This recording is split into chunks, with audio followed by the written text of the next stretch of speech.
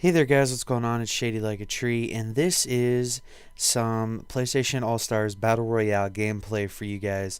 I wanted to review this game for everyone because I know that this game isn't super popular.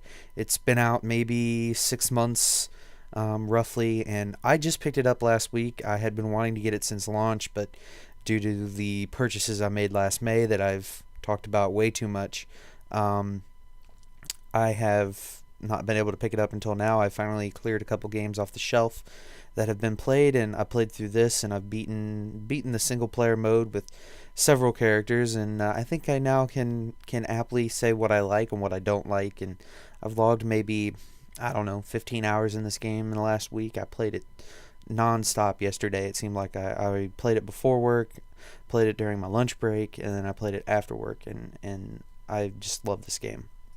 Uh, as much as I love playing this game, I'm not gonna say that it's the end all be all. I think that this game does have some room for improvement. Um, Maybe more so than maybe one of my top five favorite games of all time, which I'm going to compare this game to Super Smash Brothers for the Nintendo 64. Um, the problem with PlayStation All Stars Battle Royale is that there's a lot of inconsistency.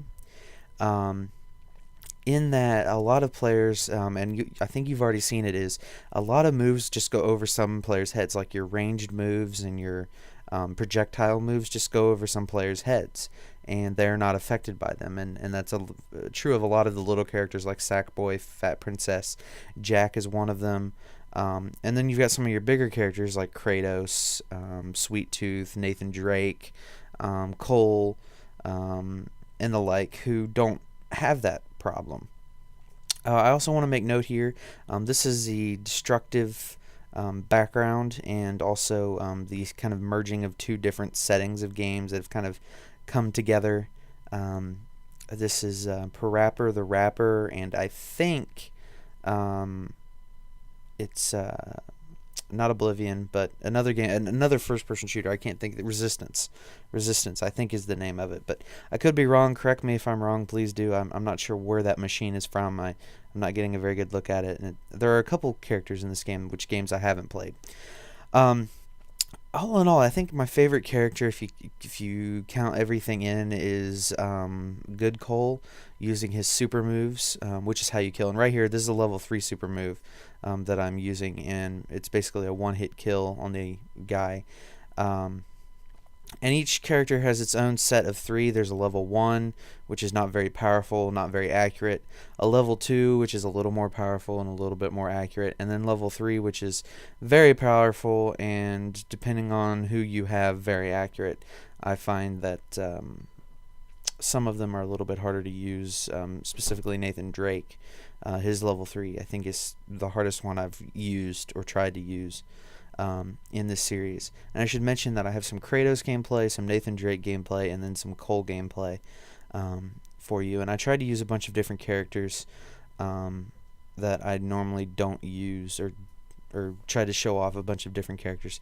And then here, these are the little characters. I had a game of all 3 of these that aren't really affected. And here I'm using this move with Nathan Drake.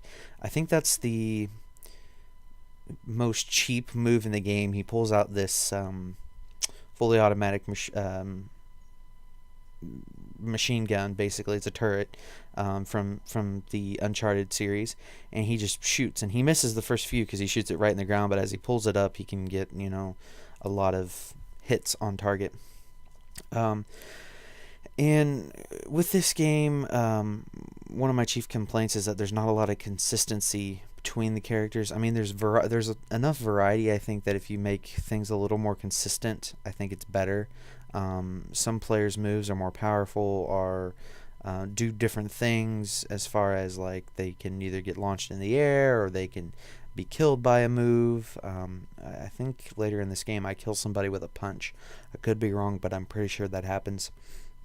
And then also it's just, and the power-ups are cool. I do like the power-ups. They are rather nice.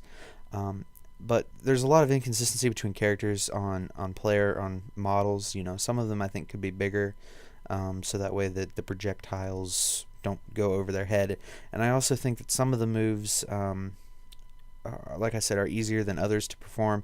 And the combos in this game for me are extremely hard to get. Maybe that's just because I'm not a normal,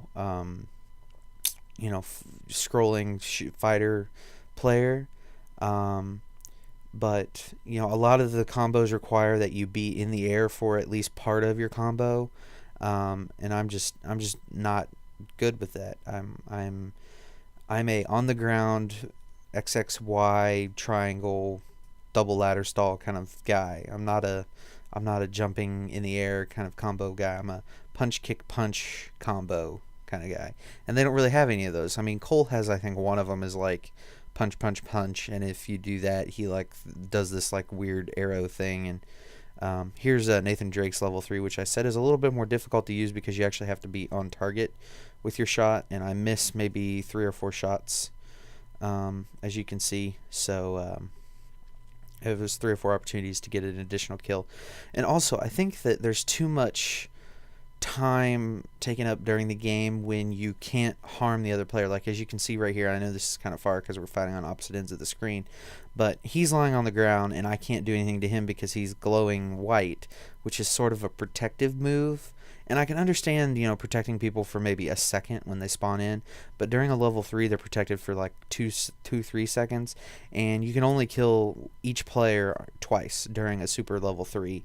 I have yet to kill anyone more than 3 times, and I don't think it's possible, especially how they spawn in and everything. I just don't think it's possible, and I would like it to be. I mean, and then like if a player's on the ground, he can't be harmed, and I mean, to some degree that's good, but I also think that if a player is on the ground, he should be able to be kicked or punched or something.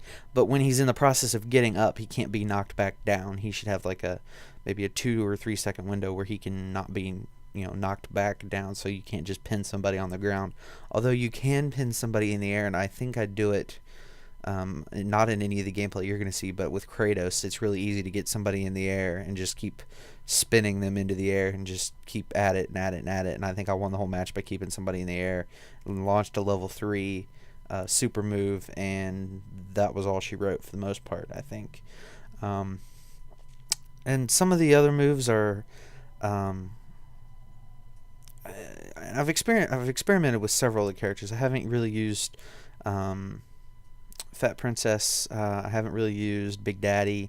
I use Sweet Tooth a little bit, but for the most part, I've been relegating myself to Cole, Kratos, and Nathan Drake, just because those are the 3 characters I'm maybe most familiar with, because those are the games that I've had the most experience playing out of all of the PlayStation games. And that's something else I would have liked to have seen. More characters. I had a thought, well, maybe use somebody from the MLB, since Sony has MLB The Show, or even use the created player default template as a character in the game. I thought that would be kind of cool. A guy could wield a baseball bat and throw balls at you or whatever. I thought that might be kind of a cool addition that they could add to the game. And I thought about maybe having Crash Bandicoot would be nice, or some of their older characters. I understand that they're trying to do a 3D kind of update, but maybe make a new Crash Bandicoot game or something like that, and have that kind of tie into this. I don't know. I would have just liked to seen maybe more characters that I was more familiar with, and maybe that's on me partially because I'm not as familiar with, say, Metal Gear Solid or any of the Metal Gear franchises, or I haven't really played BioShock like at all. So I would have liked to have seen maybe more of that, maybe seen a first-person shooter game that I'm maybe more familiar with. I know Killzone's in here. They got one of the characters from Killzone, but maybe have somebody from, say, Call of Duty, for lack of a better game, thinking off the top of my head, in here, or have I don't know, a different character. I do like that since I've updated, they did add some more characters in. I didn't recognize any of them offhand, and then I would really like to see even more characters if I could. I think that with each character you add an additional hour or 2 to the story mode, and then however much you want to play in multiplayer or in just random matches with the CPU or friends. And I think this is kind of a cool party game, and I really like that about this, is that I can have 4 friends or 3 friends come over and we can do this game, and we can just fight it out and have fun like you could Super Smash Brothers. But overall, I think I give this game maybe a 7 out of a 10. It's great. It's good, but it has its flaws. It's not necessarily great. It's playable. A lot of its features work well and work how they're supposed to, but there's not a lot. For me, there's not enough characters, and some moves are just too hard to use, and I would like more training. And the combos are just too difficult for me, and maybe they're not for other people, I don't know, but that's just for me, and I'm not really an experienced fighter player, but what can you ask from a game? So this has been my review of PlayStation All-Stars Battle Royale. I hope you guys enjoyed, and I'll catch you next time. Bye.